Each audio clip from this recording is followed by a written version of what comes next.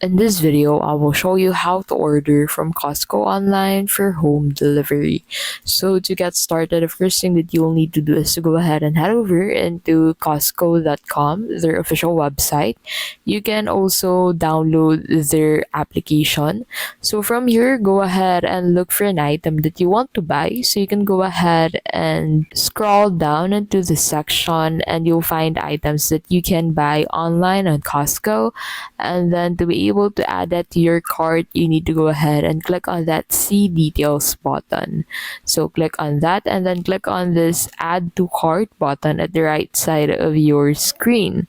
So after this, you'll be able to view this item on your cart. So you can go ahead and add more items on your cart by heading back into the home page and then clicking on the items that you want to add to your cart. So in here, simply click on that view cart button if you're ready for checkout, and then once you're in this section, you just need to select the shipping type that you prefer for your items and then scroll down to be able to find the checkout button. So once you actually click on the checkout button, that will redirect you into the sign up or sign in page.